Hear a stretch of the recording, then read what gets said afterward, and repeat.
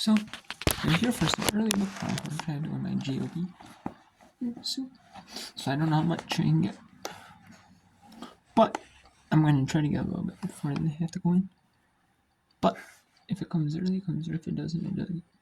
I can get a little bit in. I can get a little bit in. But anyways, we have Dane leading St. Bonaventure 51-30 with 7:50 to go in the fourth quarter.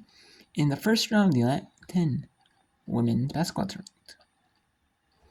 We have number 18, Colorado, leading Oregon in a blowout, 47-13, like expected, honestly.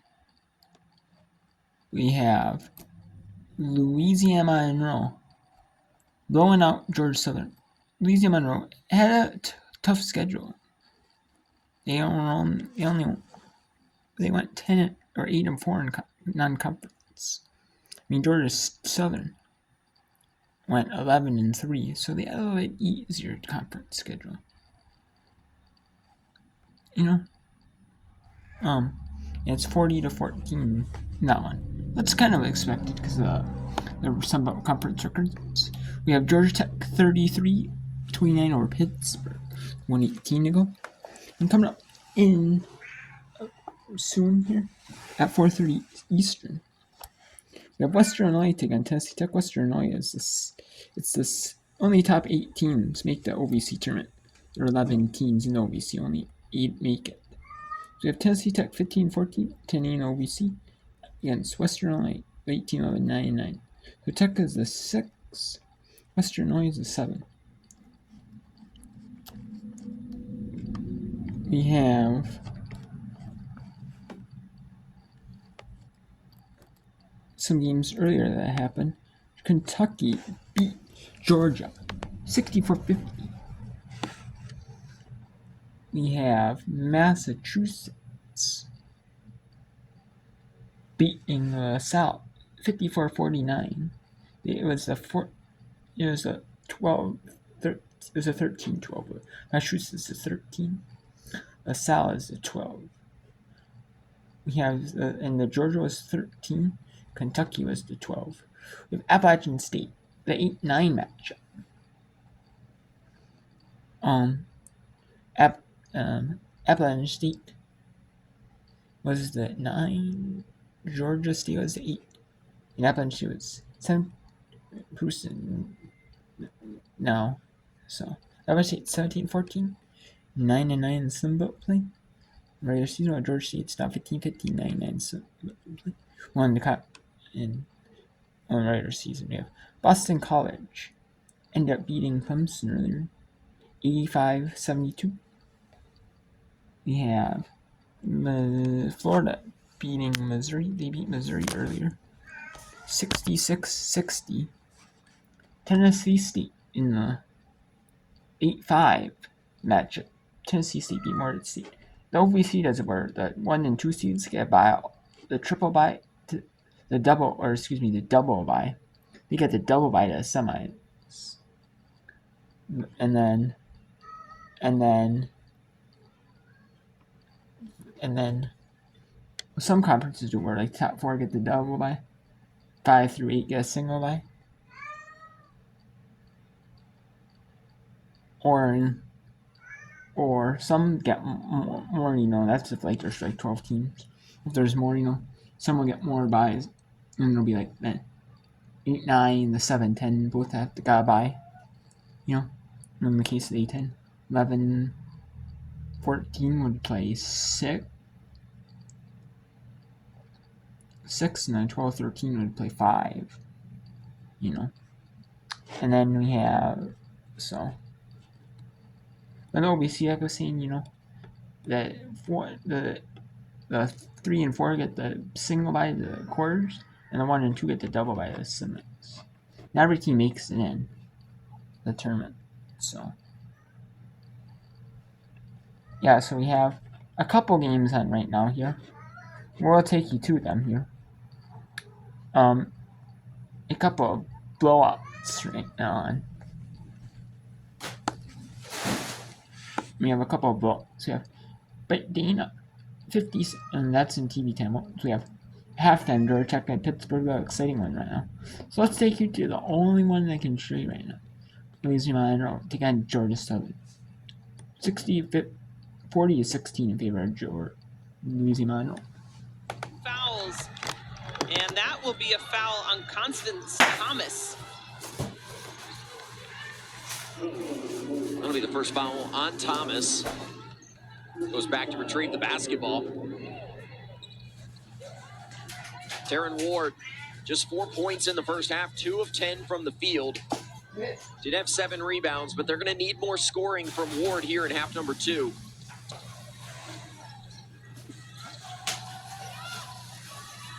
Down low to Harris, who was scoreless in that opening half, and picks up her first basket here in the third quarter.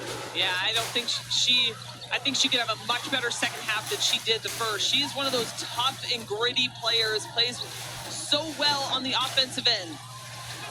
Ward couldn't get the tough shot to go. She hasn't taken many easy ones today. Yeah, she's been well defended. I think Georgia Southern has done a good job defending the interior for ULM. They've just not been able to defend the guards.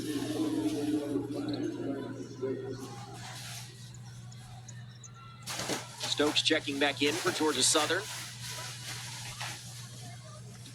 Thomas getting a breather.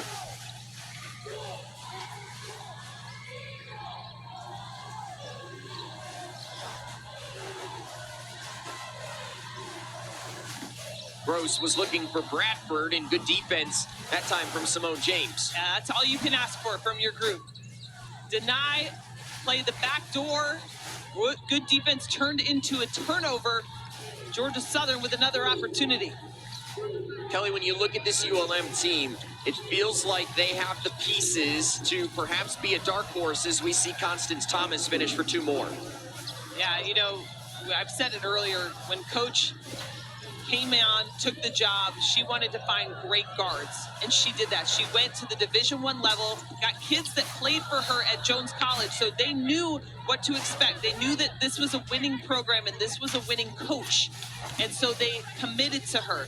And now she has all these players who were great high school players, did not get the time they wanted at the Power 5 level, but now they're getting some great minutes and time, and they have had success under Coach Bilderback at ULM. Well, Kelly, anytime you get to this time of year, you start to look at teams for star power, and this ULM team has multiple stars, and that helps you in big games like quarterfinals, semifinals, and even a final, as Ward has her first 3.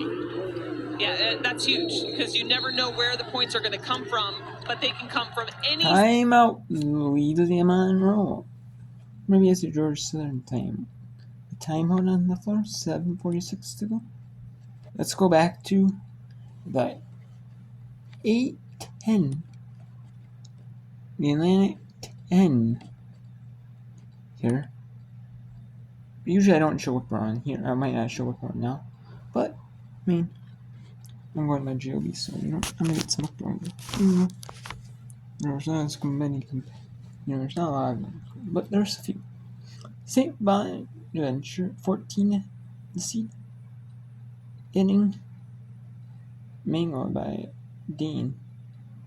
Yeah, tough season for St. Bonaventure, but no, you're looking to slowly build. And we can't give up, though, you know. We can't give up, though. Riley Rishmiller giving it up now. Good defense by Middleton. Such a tough on-ball defender. Does a great job of staying in front. Time to shoot. And it rattles out Middleton. But nice offensive rebound. Play continues. Middleton tries again. Up and down. Yeah, despite the score, you know Isabella Middleton is going to hoop. She's going to ball out. She's going to give you everything she can. Only a redshirt junior, so excited to see her hopefully back in the league next year. Bohannon for 3.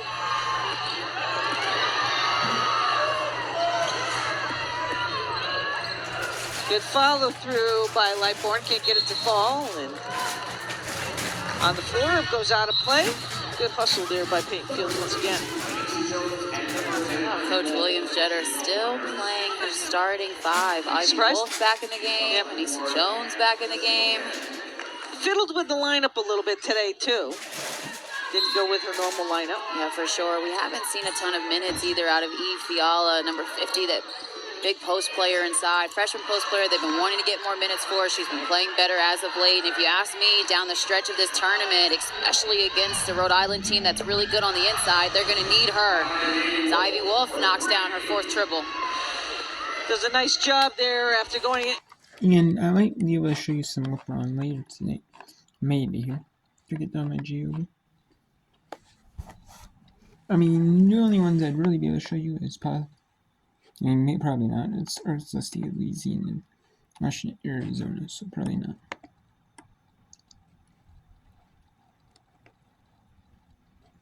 Unfortunately, but Johnson was in the. Rutgers at Minnesota. So there's 3. So not really able to show you anything, but player that's really battled through some injuries.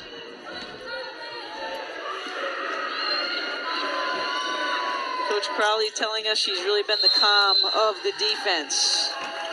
St. Bonaventure going to take a little bit of a timeout here to give his team a reprieve. And we will stay with you. 2:57 to go here in the fourth quarter of play.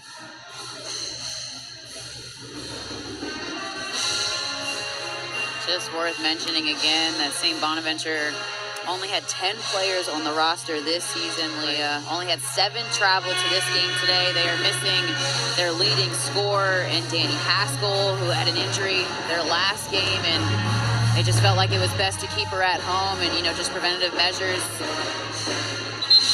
Full slate of action for you tomorrow. It'll all start at 11 a.m. An 8-9 game between Loyola Chicago and Fordham, followed by Duquesne and UMass at 1:30. UMass advancing with a victory today over LaSalle. And then in the night side of action, St. Louis will take on GW. That'll start at 5 p.m. And then rounding out the night, getting a little bit closer here with 2:57 to go, pencil in Dayton with a date to take on the 6th seed, Rhode Island.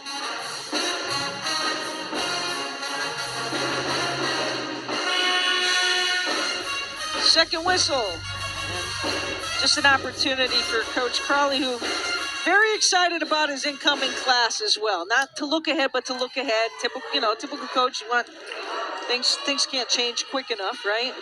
But he's got a solid freshman class of 6 already signed. Often we see coaches in their second or third years really start to get their full roster of players, right, that fit their culture, that fit their style of play. Right. The first and second year, it's tough. It's depending on, who was coming in before. Maybe you get some leftovers, or you get a couple late commits or transfers. Right. And the same thing really goes for the second year. But that third year, normally you're able to get 80-90% of the roster to be your players. And so you can understand why Coach Crowley looking forward to that. And again, his second stint at St. Bonnie, 3-time A-10 Coach of the Year. So we know he knows how to win when he's got the right roster. Got a couple of international players coming in as well. And wow, what a great effort. Actually, a super catch. so this one looks like it's going to be a blowout, but both are blowouts, honestly.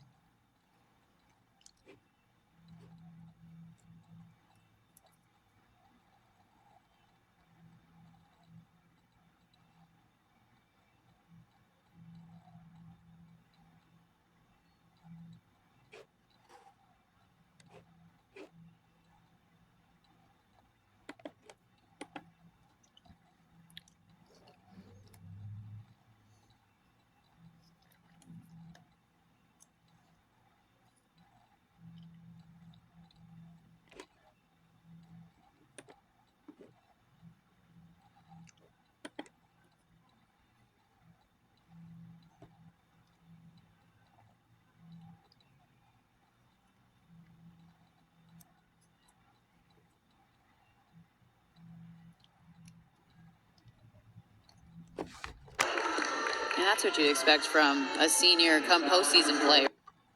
And there is a foul. So did Dean foul? Yes, they did. They called a foul, so St. Bonaventure is in the bonus.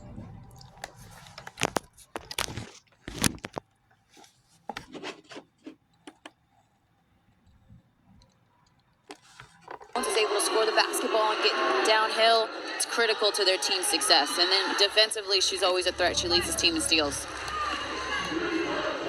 Now you see Kozlova entering the game for Dave.